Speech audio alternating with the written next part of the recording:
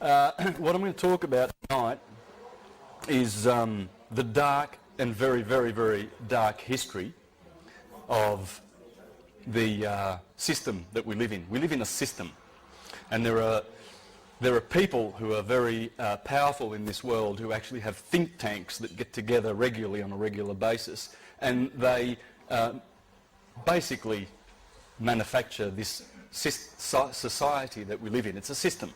And this, what we live in, with all the stuff that you see, wars, famines, corruption, that's basically the end result of these think tanks that get together and produce this society that we live in. All right, so we look around us and we know that there's something wrong. Because your neighbour next door is a nice person, your family are nice, people you work with are nice. People want to have a nice society where we can live in peace and just live and be free of wars. So you think, well, where's it coming from? Where is this a constant tribulation that we have to go through? Now think 500 years back. If you think we haven't got it so bad, well, these days, 500 years ago, the Catholic Church, this is a depiction of some of the chambers of torture in the Inquisition. Now, you guys could easily be classed heretics and you could have been led to the Inquisition. So, you just think back to those days, the Inquisition and the Crusades and all the Dark Ages, and how much our brothers suffered, mankind suffered. And we see now that we know things are really gone pear-shaped. What's the origin of it? Well, I'm going to expose it.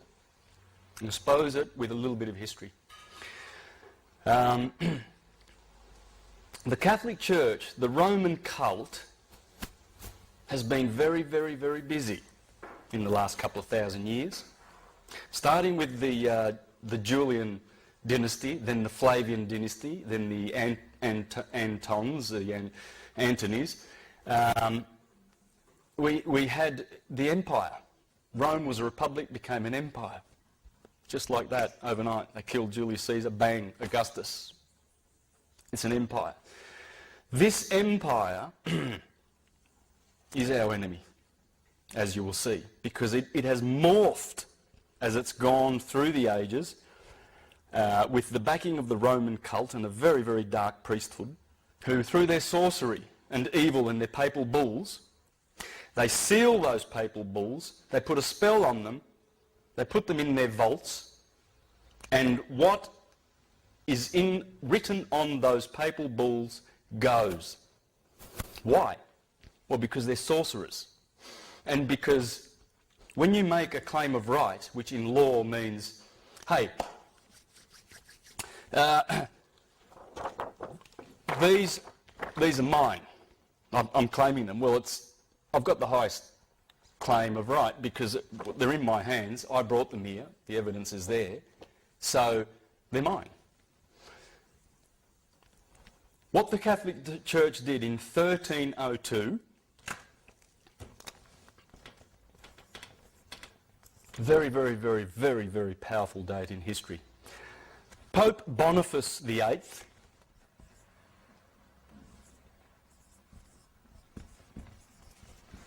very similar to my name, by the way. My name's Bonacci, and that is, bon means good. Now get this, right? Face means to do in Latin. Do-gooder. This guy was a contemporary of Dante Alighieri. Dante Alighieri, who wrote Paradise, someone help me, the Divine Comedy. He condemned this guy to the bottommost parts of hell for how wicked Pope Boniface is, and you're going to see. This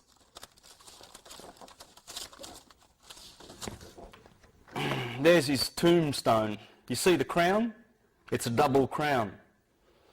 put that on because King Philip in France had a crown. And Prince Philip was a nasty, nasty guy. He's the one who in 1307, get these dates,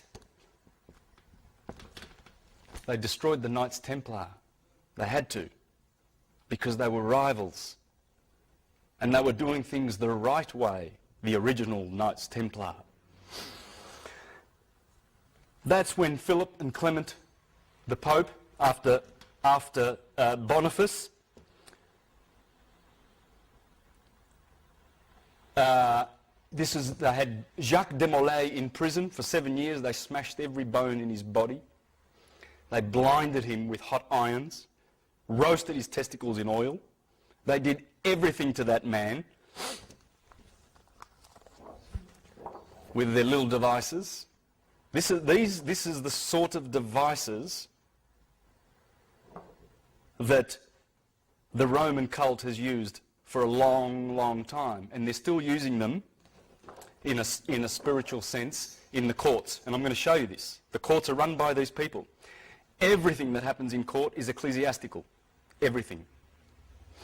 I know a few of you know this, so it's not a surprise, but some of you may not. But what I'm teaching tonight, I only got an inkling of three years ago. But the stuff from these websites, you might want to put these down. These are all linked to my website, universaltruthschool.com. So if you've got a pen, you might want to write this down. I'm leaving this up for a bit.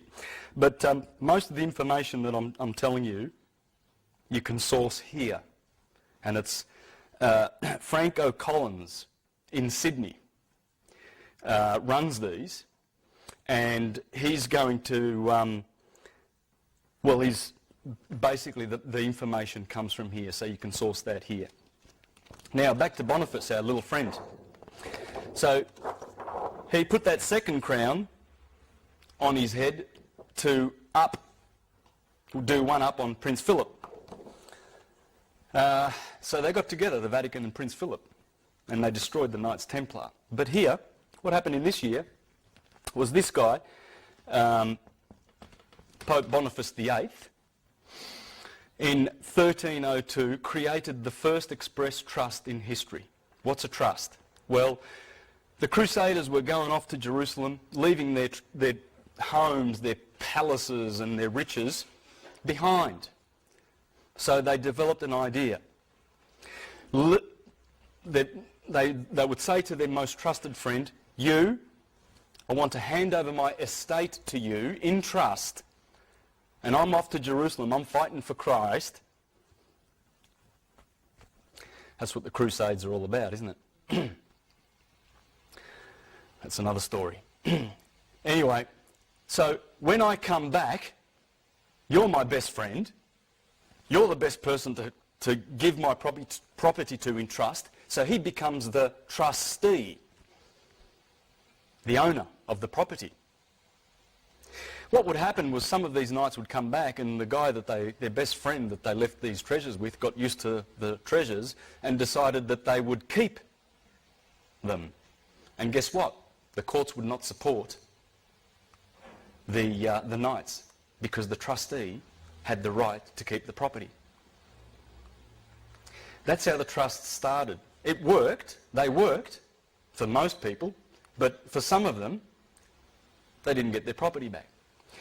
What happened was this guy and the Catholic Church, always desiring to control with their inquisitions, decided that they would create the first express trust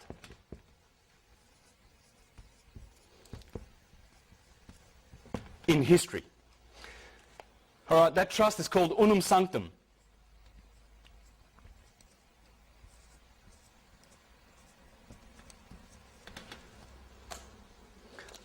What does the papal bull say that they created to stick in their vault and put their spell on that has cursed us so much, this Unum Sanctum? It says that all the world and all the souls in it are ours. Remember the right of claim? This is mine. Well, a claim of right. They made a claim of right. They rocked up, sitting on top of the world, look around, seeing all these people sleeping, got all these gold in their vaults and all this power, and they said, we own the world. And so they do, because no one has challenged that. No one has challenged Unum Sanctum, this papal bull. It's in the vaults. And it's a curse on mankind, and I'll show you how. This was the first express trust in history. So they have claimed the whole world and all the souls therein. And you will see, by virtue of your birth certificate, that that is the title of your soul that they own in their registries. They have registered you. And that is the title to your soul. So what you're going to learn in the second half of this presentation with Serena is how to collapse those trusts, because it's the only way to get out of the system and claim your dominion as children of God, of the universe, and not as their slaves, as people lost at sea, incompetent, because that's how they consider you when you walk into court, an incompetent, dead, with no soul, because they own it. And those black judges who are priests of Baal, they are ecclesiastical. And I'll show you that after we go through a little bit more history. This is painful history, because if anyone of you have done their history and read a lot, you know, like through the Dark Ages, you'll know how much humanity suffered. Do you remember the Huguenots in France, the Lollards in Scotland, the Collegiants, the Socinians, the Anabaptists, the Waldenses? They started around this time and everything. These guys started the Inquisition at that time because people were waking up back then. But they killed that. Then 300 years later, 200 years later, the Renaissance, that came back through the Hermetic wisdom that they were drawing from Egypt via Hermes, the Hermetica, which created all the geniuses that have ever existed, because every genius has read the Hermetica, because that's where the Bible draws all of its inspiration from. Michelangelo, they were weaned on the Hermetica. What happened? Well, we're going to go through a bit of history to show how they came down on that awakening too. That Renaissance was squashed. This one ain't going to get squashed. This one, people are waking up. We shouldn't be angry about the evil that they represent. It's the fact that they are insane. They're insane. The elite families who control the Vatican and who are behind this corporation, and it's the corporation of the Apostle Peter, because Constantine, we can go earlier than this, we can go to 325, Constantine the Great. Supposedly, hundreds of years later, they found Constantine's donation. And that donation was written to his Pope Sylvester, to his... Constantine was, of course, the emperor. The Pope was Sylvester. And apparently Constantine says to Sylvester in this document, St. Peter is the apostle of Jesus, that Jesus gave the kingdom of this earth to, therefore we're going to claim taxes based on that, on the donation of Constantine. We're paying taxes because of that fictional document, guys. All taxes to Rome. And the elite families, the insane Khazarian and Venetian black nobility families, just like the Saxe-Coburg-Gothas, that the Windsor family, false name. These are the black nobility family. Bankers, bullion brokers. There's a book called Babylon's Bankers. There's a chapter in there called Monotheism, Military, Money, and monotheism. Military, money, monarchies. He has exposed that this gathering, this cabal, they can't work separate from each other. A lot of people, when they see this pyramid of control, and they put the Queen on the top, and the Zionists, and the Freemasons, don't understand that the Vatican and the Jesuits and the Superior General of the Jesuits actually sit on top, behind the scenes, but they work together. Then they have, that's the crown and the